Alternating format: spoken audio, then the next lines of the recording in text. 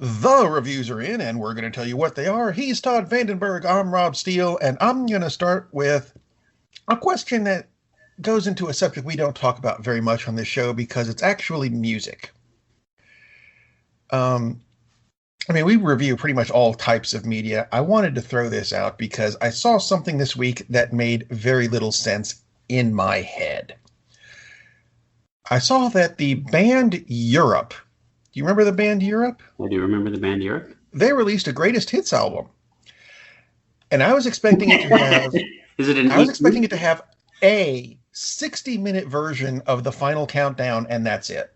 Yeah, really. It's 3 discs. I didn't even know they had 3 albums. Apart from the final countdown, I could not name a single song by them.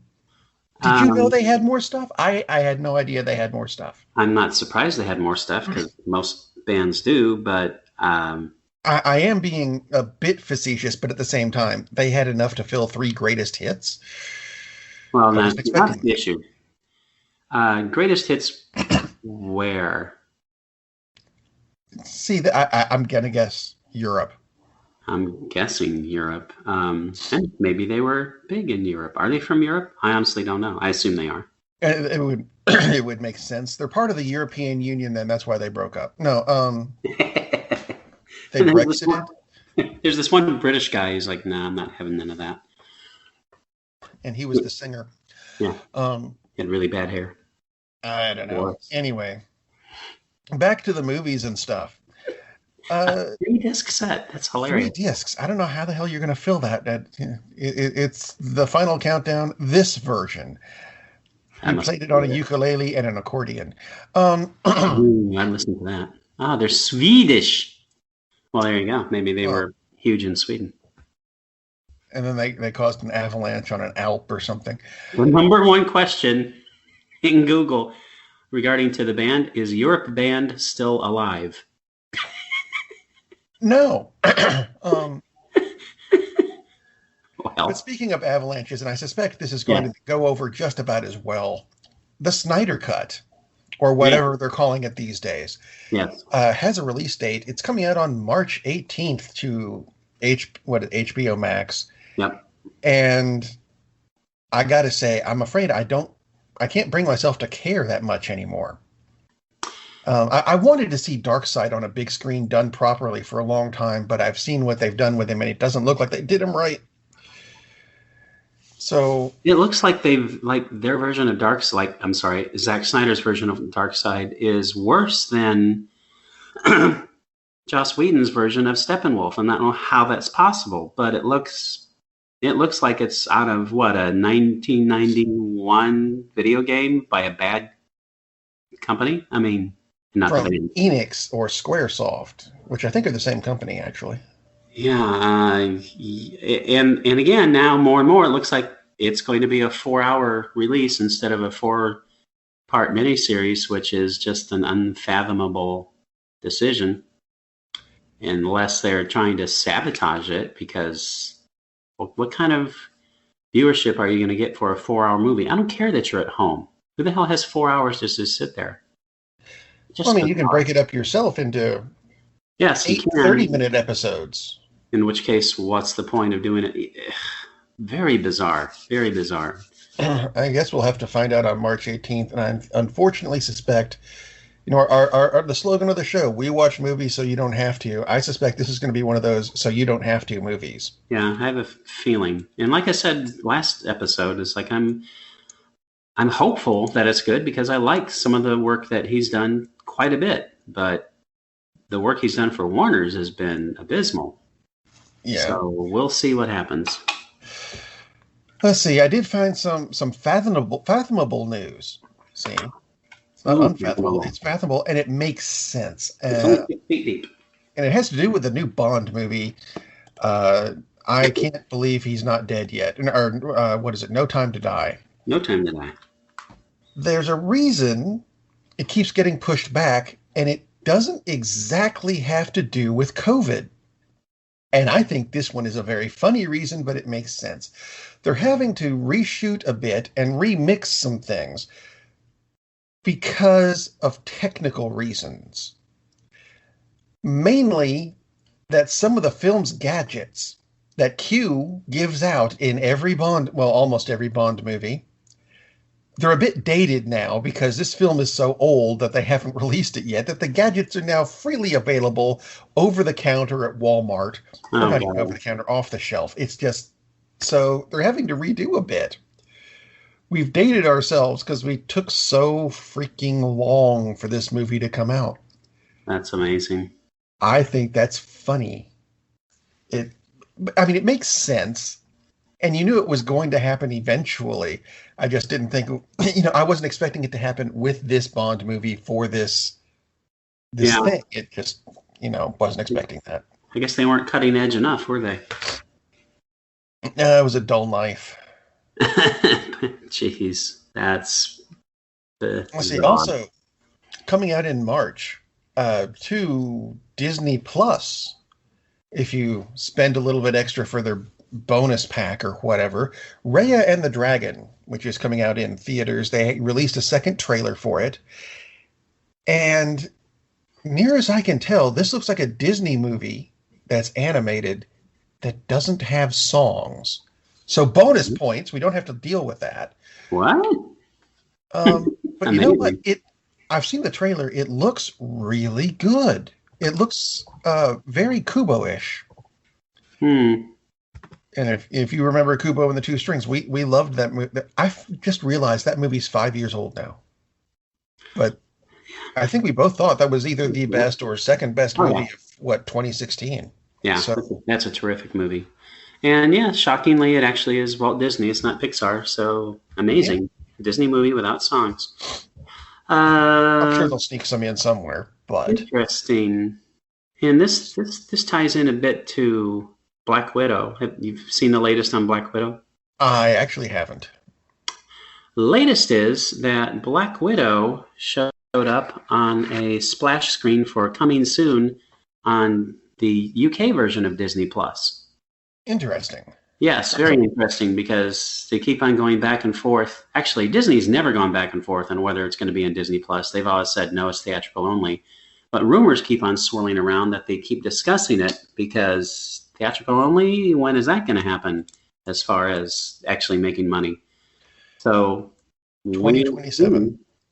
Yeah, really. We'll see if that happens. So there's still a strong possibility that we may get a same day release or something similar along the lines with Black Widow as far as hitting Disney Plus. Now, actually, see, I went Disney, you went Marvel. I guess that means we should talk about WandaVision, which was next anyway. Here we go. Um, I wanted to throw this idea at you. Just the neighbor that we had from episode 3, who had the hedge clippers that was trimming into his wall. Yes, yes. Actor's name is David Payton. I'm wondering, because we know that the annoying neighbor is supposed to be Agatha Harkness, a big mystical character from Marvel. Do you think David Payton could also be playing the mystical character Brother Voodoo? Could be. That would be an excellent little bit of dovetail work. I saw the theory float across Twitter and went, I like that. Yeah, No idea if it's going to happen or not. that would be But if terrific. I have been seeing a lot of people who said that they did not really care for WandaVision because the sitcom aspect of it was too silly and there wasn't enough Marvel to it. Which, of course, is the whole point that they're Right. Well, that they've done. for those of you who have given up on it after 3 episodes, don't. Episode 4 Right. is completely different from 1, 2, and 3. And holy crap, does it answer a lot of, well, not all of them, but a lot of the questions we've had about this series. It does. It's excellent. So don't give up yet. It's still there, and it still looks like it has potential. Yeah, and like we said, I mean, it's the strangest thing Marvel has done, and it's the riskiest thing Marvel has done. I mean, it makes Guardians of the Galaxy look like, oh, this is a knock out of the park. This will absolutely work, and people forget that most people, like the mainstream audiences, had never heard of Guardians of the Galaxy before the film. And like you said, it's like it's not even It's not the same lineup. And they have several lineups in the comics, so that was a gigantic risk. This makes that look like, oh, let's do an Iron Man, Spider-Man, Captain America, Fantastic Four movie, which they didn't even have the rights to Spider-Man. But yeah, the whole thing of doing the sitcom was just like an incredible risk, and for most people it paid off. And if it didn't, just like you said, it's like, go back and rewatch it, because you got to watch what happened before. But that's the thing. Don't start with episode 4, because, like I said, it answers a lot of the questions. But if you don't watch 1, 2, and 3, you're not even going to know what the questions are. Exactly. But episode 4 is tremendous, excellent, and features. I like that they brought back the FBI agent from Ant-Man. Yeah, exactly. I was just going to say, it features the return of a couple beloved characters. This one especially beloved character. Yeah. So, yeah, watch all of WandaVision, because episode 4 is already a great payoff. So I'm really looking forward to see where they take this. Let's see. Throw out something else that's, let's see. I guess it's coming to HBO Max, and it might be there already. I don't have HBO Max. I'll let you look this up at some point. Finally, Babylon 5 has, one, been remastered, so it looks a lot better. It's in 1080p net. Well, it's not exactly in 1080p. I'll get to that in a minute. And it's on HBO Max in a streaming service, which is great. Let me explain the 1080p thing. And I'm going to have to get a little technical. 1080p refers to the number of pixels tall. That's vertically a picture is. So yes, Babylon 5 is now in 1080p, but it was not filmed in the 16:9 format that we're used to in today's TV, because it was made in the 90s. It's in the 4:3 ratio, so it's going to have the black bars on the side. You know what? Who cares? It's been remastered. I've seen clips of it. It looks beautiful. And just a quick review of the series. This may be one of the best written sci-fi series ever. It is. I'm not meaning to knock anybody on the show. It is not spectacularly acted by everybody. The special effects may look a bit dated now, but it came out in the 90s. What do you expect? In the 90s, it looked spectacular because nothing else was doing special effects the way they were. But yeah, this needs to be watched from the beginning all the way through. And I know some of the episodes are going to be hard to watch, but I will explain something as it was explained to me by J. Michael Straczynski, the guy who created it in the first place. Yes, I have met him, so there, ha. I met him 3 weeks before this show aired, and I got to interview him and talk to him about it and everything. And one of the most important things he told me was, there's a lot of stuff in season 1 that's not going to make sense. And I said, all right. And he said, but episode 1 of season 2. Now, hang on a minute. You've already written that? He said, I've written all 5 seasons. And this is before episode 1 came out. I'm like, oh, dude, that's impressive. So episode 1 of season 2 will had 3 major bombshells that made you go, I understand those 6 episodes in season 1, or however many it was.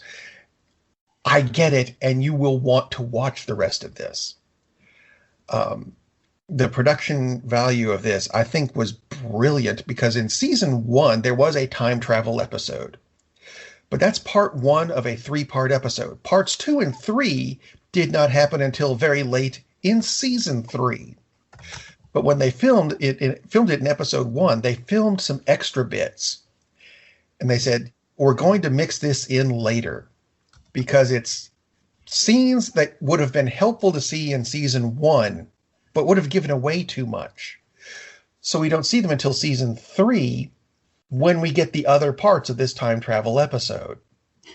And they put them back in, and they fit, which was great, because things like, okay, spoiler, somewhere between season 1 and season 3, Michael Garibaldi gains some weight and loses his hair. Now, this is the actor Jerry Doyle that this happened to.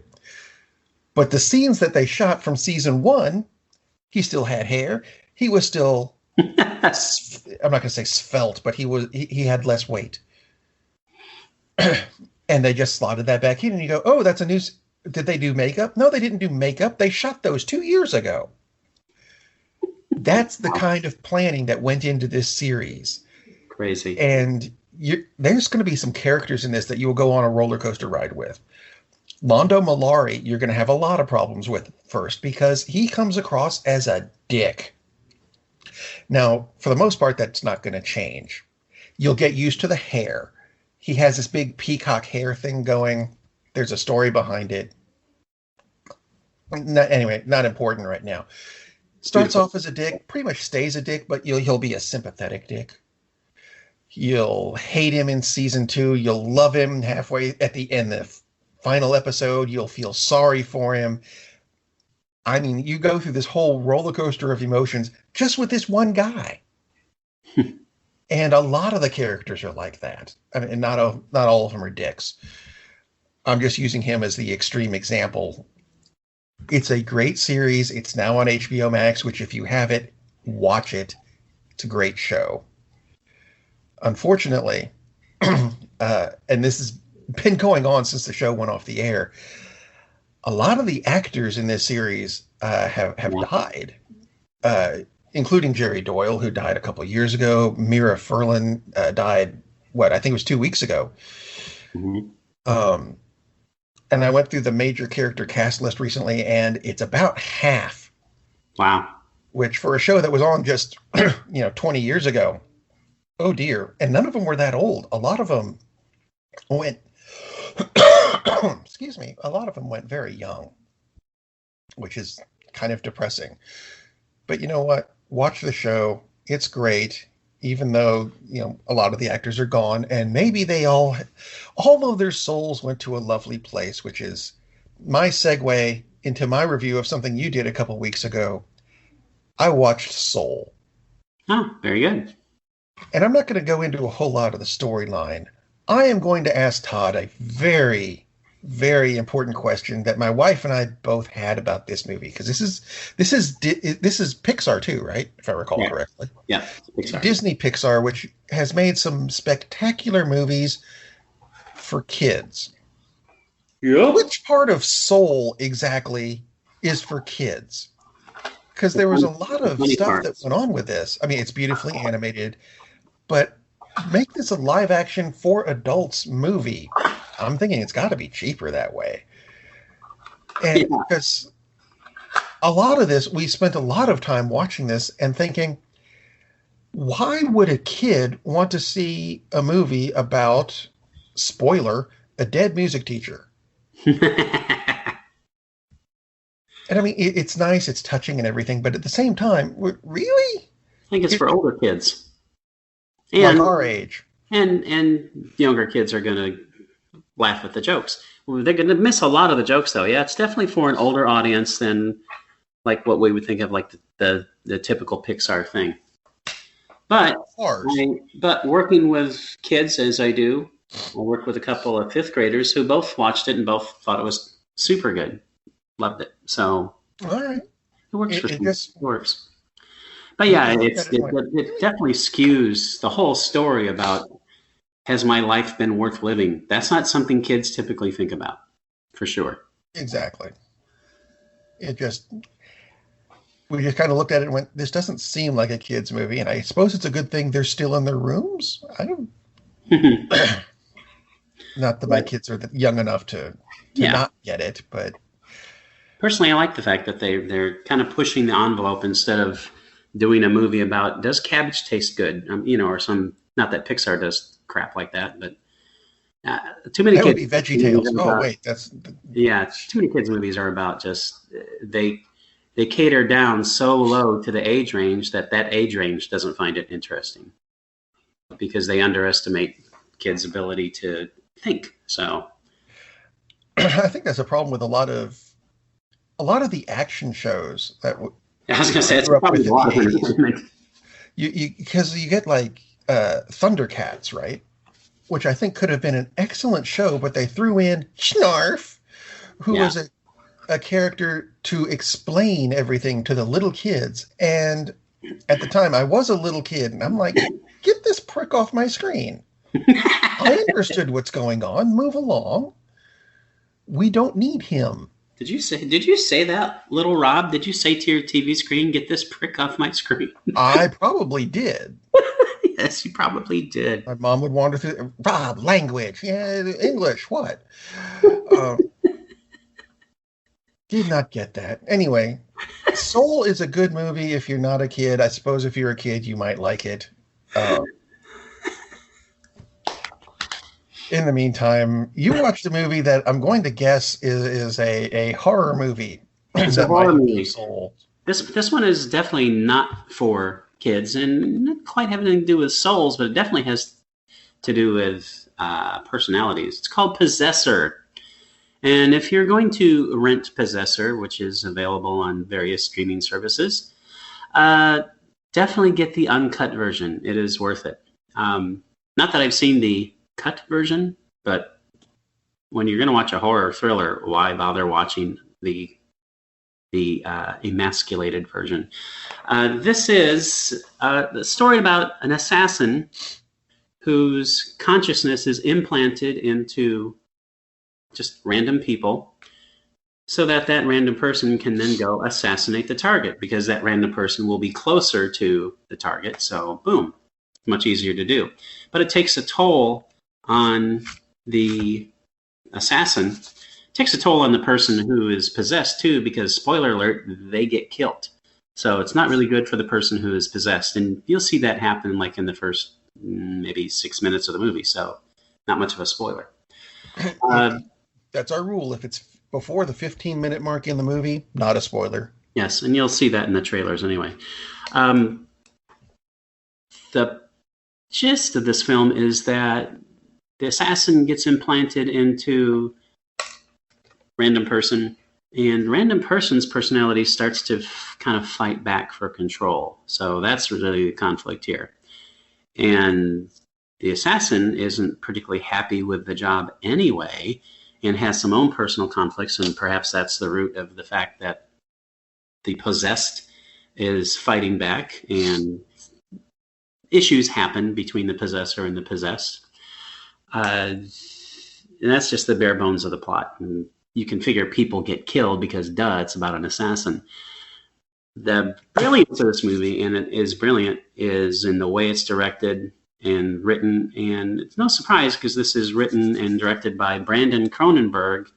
Probably don't recognize that name, but you'll recognize the last name. Yes, this is a son of David Cronenberg. And this is absolutely one of the best Cronenberg films, period, including all of David's work. It's definitely delves into body horror. I mean, that's the whole concept. And man, is it ever gory and has lots of sex, because David Cronenberg.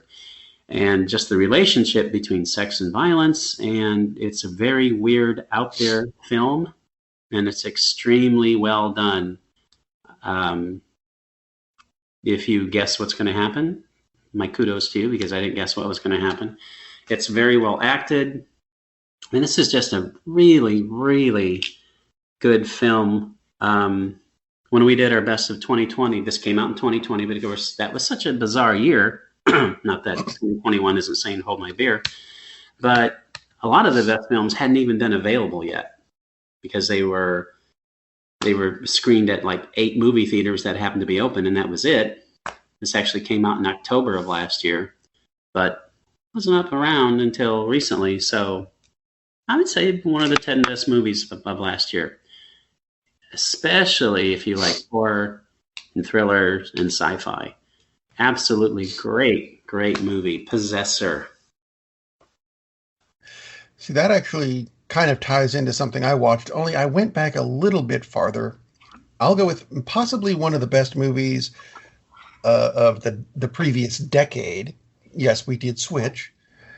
Going back to 2014 for a movie called Kung Fu Jungle. At least it was in the States. Went back because I heard this is one of the best martial arts movies of the past, or of this millennium. And I went, is it really? And yes, Yes, it is. Ooh. Stars Donnie Yen, who's playing a police martial arts instructor who is serving a 5-year sentence. Yeah, I know, because he killed somebody in a martial arts duel. When a serial killer strikes, killing martial artists using that particular martial artist's particular speciality. I wanted to see how many times I could throw the word martial artist into a sentence, and that was a lot. Thank you. So, the guy known for punching people is punched to get to death. The guy who is known for kicking is kicked to death. And, back to the plot. I'm not going to pronounce the guys' names in this because I can't. It was subtitled, and I'm not entirely sure where the name started and ended. I just kind of went, oh, look, it's Donnie Yen. Okay. And Donnie Yen not only knows from his prison cell who might be next, but he might even know who the killer is. So he's let out under police protection, and a martial arts murder mystery movie ensues. This was fun. It was a really good movie. I love the idea, and it's new, at least to me. But I think it's the most important thing a movie can be, which is entertaining. The martial arts scenes in this, the fighting stuff is excellent. The acting is really good. The one thing I think people might not like is that it is subtitled. You know what? Get over it. Learn to read, whatever you need to do. It's worth watching this movie maybe more than once for multiple reasons. First off, like I said, the fighting is great. It's fun to watch. But another thing is you're going to notice that just about everyone in this film, not everybody, but just about everybody, looks familiar. And that's because just about everyone in this film is a legend in the Chinese martial arts film industry. You may not be able to pick everyone out or know them by name, but you're going to spend a lot of time going, hey, that's the guy from insert movie title here. That's the way this was done. It's great. And even if you don't recognize him, it's not a tribute, but there's a thing at the end where they go through the cast and go, hey, here's this guy, and you might know him from this film. Here's this guy, and you know him from this film. It goes through, a ton of people. And a lot of them go back to, the beginnings of the martial arts film stuff back in the 60s, 70s, maybe even before that, because I don't know when some of these films came out. But it's a really fun movie. It's got a great plot. It's got a incredible fight scenes and choreography and everything. And there's bonus points. It is available for free on YouTube legally. There you go. If you look at more traditional channels or commercial channels like Prime, it's titled Kung Fu Killer. So you may have seen it under Kung Fu Killer, but the original title is Kung Fu Jungle. And I've seen it, and I totally agree. I mean, I think this is a great movie, absolutely great movie. And one of the standouts is that premise of the Kung Fu killer goes out and attacks people who are specialists in one technique, and he kills them in that technique. So those fight scenes focus on those techniques, which is kind of an unusual thing that you don't see a whole lot of in martial arts films anymore. Used to a lot in the late 60s and 70s, but now you see more just a broad-based thing. So very cool movie. And Donnie Yen, as always, is awesome.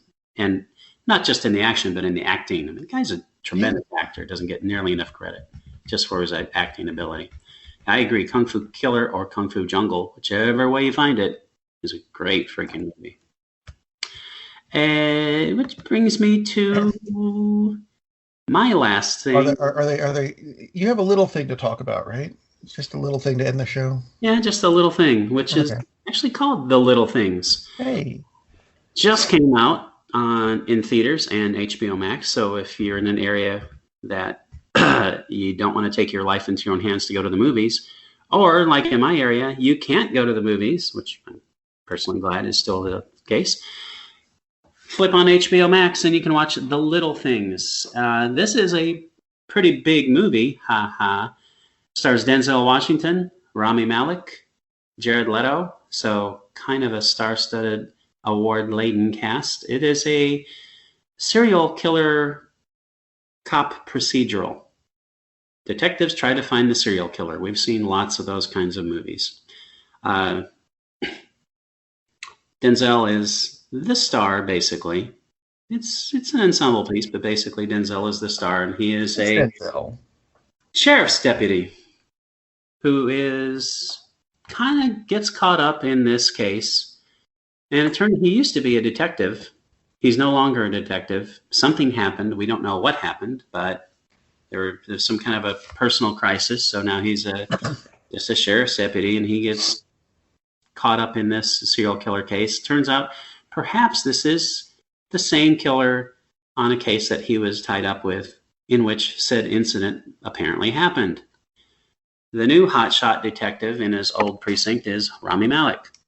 And they have a little bit of a clash and a little bit of an uneasy partnership, and they start working together to try to solve the case. So you've got the personality clash, you've got the just personal drama of Washington's character, and you've got trying to find the serial killer. And then when they find the serial killer, at least the one they think may be the serial killer, then there's the cat and mouse with that. This has gotten really uneven reviews. Some critics have said, a lot of critics it seems have said, is like, well, nice try, could have been better. Some critics love it. Some critics think is like, it's not good at all. I'm on the line of, I think it's a good movie. It probably, with that cast, sure, it could have been great. But I don't think it's just, I think it's totally worth watching. For nothing else, for the performances. Malik probably has the least interesting character because he's more stable, let's say. But as the film goes on, his character starts going through some changes as well. So even his character is worth watching. Denzel is excellent, as always, because, duh. I mean, just I'll watch him reading a phone book for 2 hours would be terrific. So all three leads are excellent. The plot is definitely interesting, takes nice little twists and turns like a good thriller should. Could it have been better? Yeah. But whether you could spend your 2 hours and 7 minutes better and probably less than 2 hours once you stop watching the credits, hard to say that you could spend a better 2 hours. You probably could watch Kung Fu Killer instead, unless that's a better movie. But Little Things is totally worth watching. Totally worth watching. Denzel is excellent, as always. Malik is very good. Jared is also very good, actually. Although there's a little funny story that Denzel just goes in, reads the script, does his part. Jared has to get into character. And, you know, he's very much a method actor. And Denzel is quoted as saying, it's like, I don't have time for that. It's just do the work, man. So apparently they had a little bit of conflict actually filming. But he said, Denzel is just go do the role. It's like, you don't have to do all this crap to get into character. So interesting that two very different approaches, but they totally work.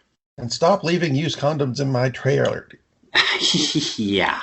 That was something that Leto did on, what was it, Suicide Squad? Suicide Squad. Can you imagine if he tried something like that with Mr. Washington? How Denzel well that would kill him.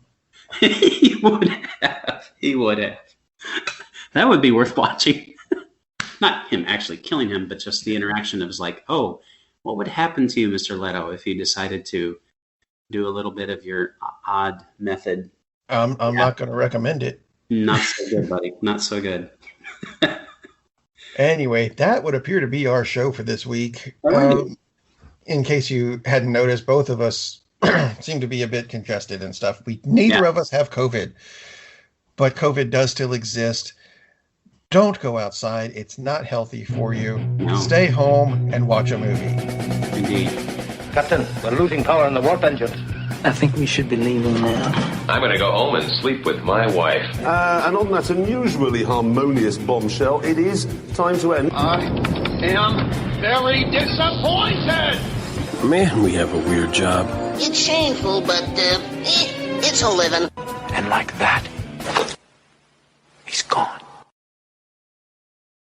Ravage,